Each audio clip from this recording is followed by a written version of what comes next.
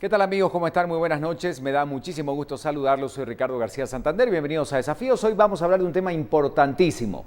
¿Cómo están las empresas guatemaltecas en relación a la innovación, la incorporación de tecnología, el trabajo con su personal? ¿Cuáles son los grandes retos que tiene el sector empresarial guatemalteco ante esta nueva etapa del país? Y sobre todo, ¿cuál es el reto principal de sus directivos para lograr que estas empresas realmente sean exitosas? Ese es el tema que nos ocupa esta noche. Veamos el siguiente reportaje y luego sí les presento al invitado que nos acompaña.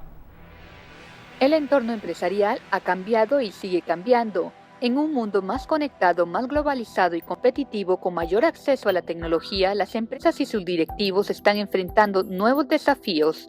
Uno de ellos es el talento en Guatemala. 1 de cada 3 empresarios encuestados por el Banco Mundial dijo que una de sus principales limitantes es encontrar fuerza de trabajo adecuadamente capacitada, como indica el estudio Enterprise Survey 2010. Nuestros indicadores para Guatemala en algunas áreas nos restan competitividad internacional.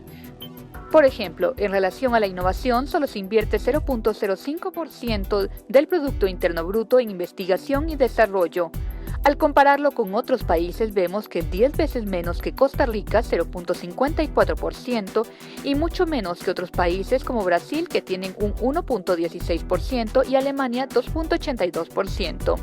Además, perder a un directivo clave le puede costar a la empresa hasta 2 años de salario anual de esa persona. Debido a esto, expertos como el catedrático universitario y miembro de la compañía de diseño e implementación de procesos The Learning Group, José Antonio García, señala 3 grandes retos. Es por ello que hoy es el invitado de Ricardo García Santander, con quien habla de cómo las empresas pueden enfrentar la innovación, retención de talento humano y la tecnología.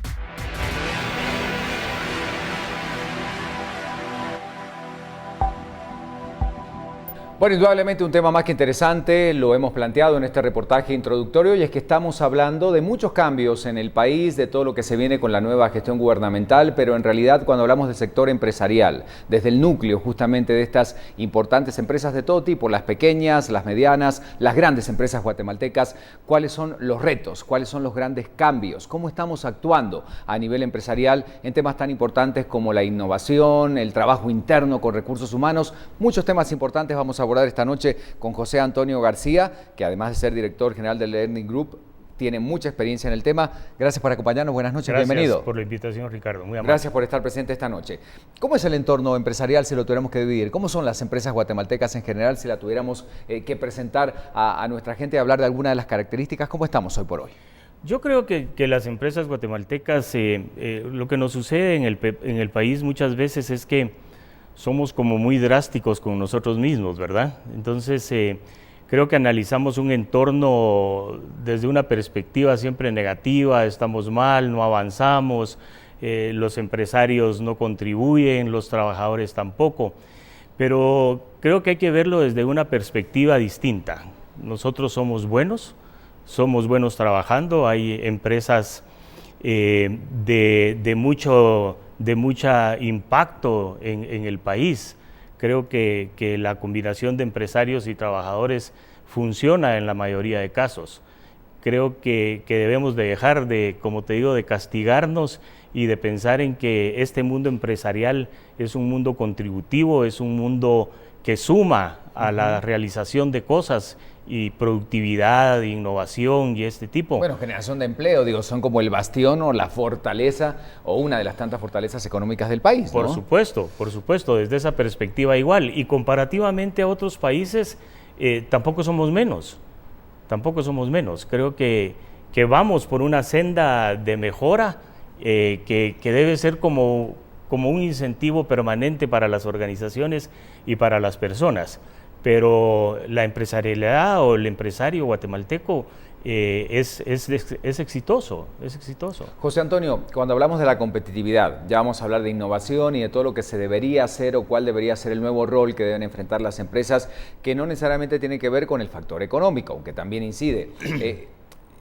¿Ha obligado a las empresas en el mundo entero este concepto de competitividad, de la apertura de mercados, a tratar de estar a la vanguardia y quizás tomar ejemplos de algunos referentes importantes de empresas de otros lugares, adecuarlos a las nuestras? ¿Esto sirve?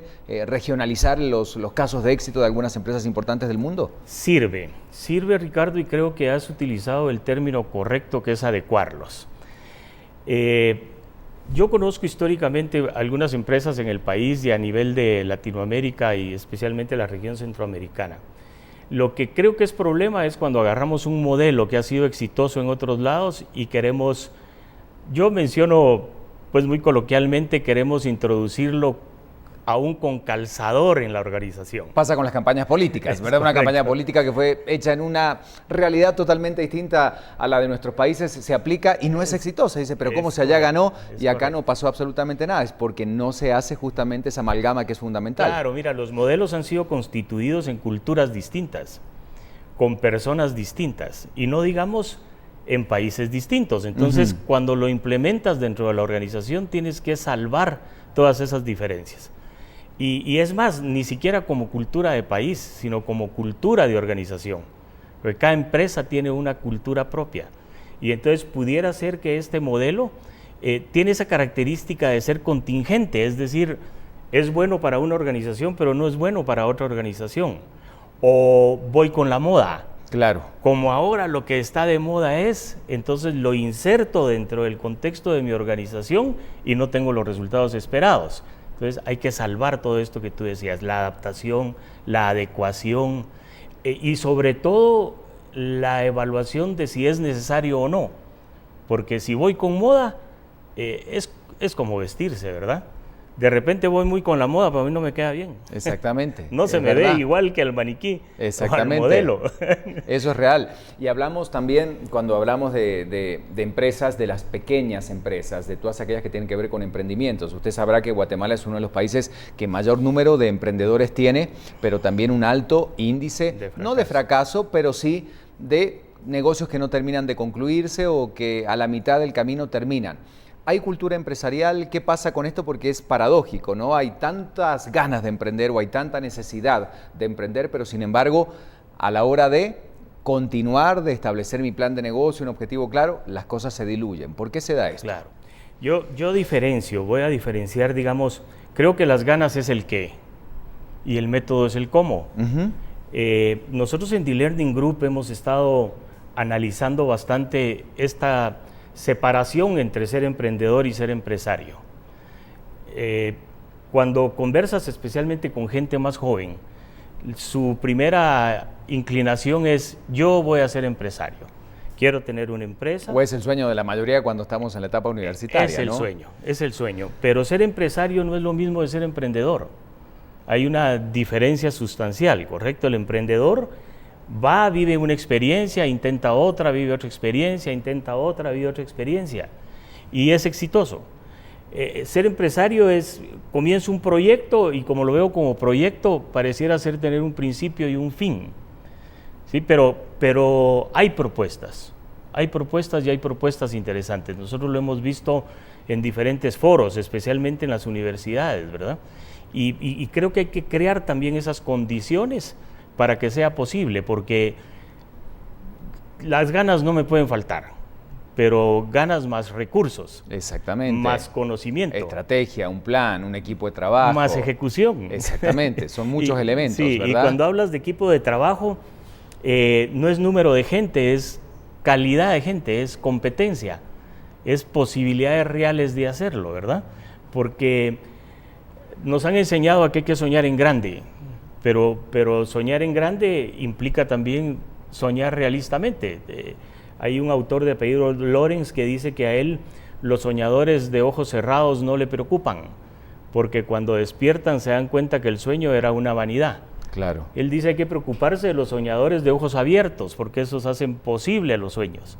Entonces, creo que hay que caer en el campo de la objetividad también, no solo en echarle la gana, ¿verdad? A veces echarle la gana de repente es un principio básico, pero no suficiente. Vamos a hablar luego de la pausa. Estamos esta noche con José Antonio García hablando de este tema, de algunos elementos importantes como la incorporación de innovación, si usted ya tiene una empresa establecida, de la tecnología. ¿El país en general invierte o no en innovación? Porque ese también puede ser el termómetro para saber qué pasa con la conducta empresarial a nivel general. Todo esto lo vamos a hablar luego de la pausa. Esta noche en Desafíos hablando de este tema.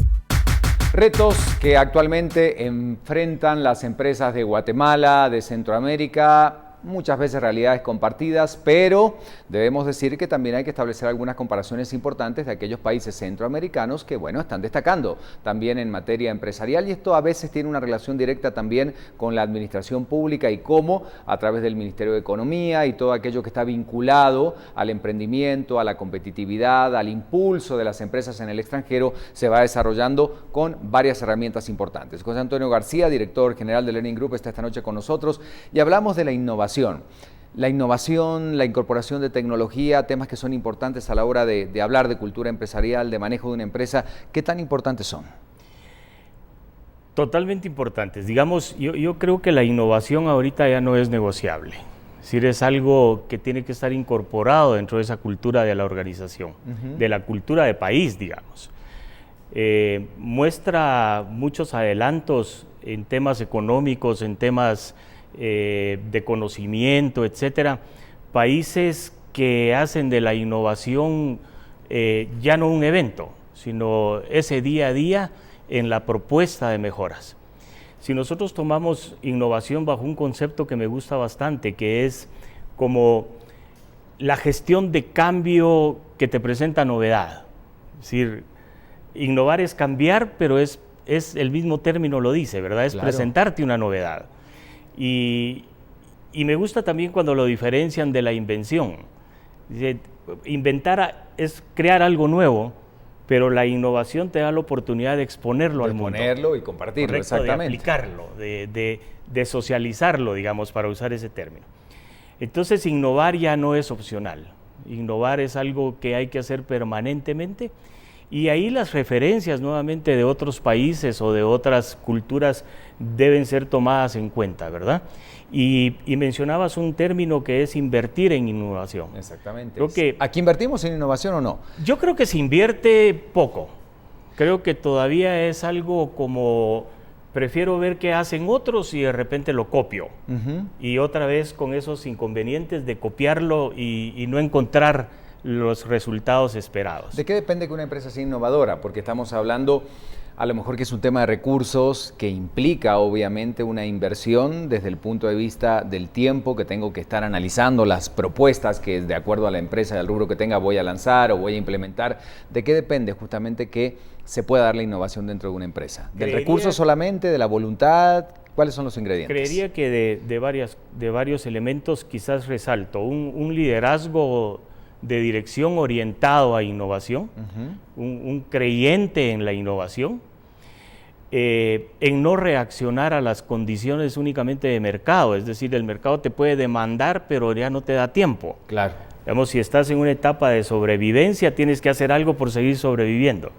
Si estás en una etapa de insatisfacción con el estado de las cosas, de repente tienes un tiempito todavía, pero igual puede ser demasiado reactivo.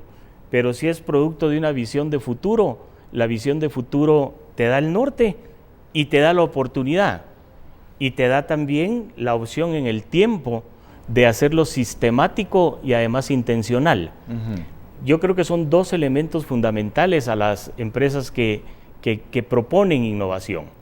Debe ser sistemático, si no puede ser reactivo, y debe ser intencional. Si tengo que querer hacerlo. Exactamente. No únicamente necesito hacerlo, sino voy por vocación a hacerlo. Y entonces me convierto en esa empresa que hace propuestas diferenciales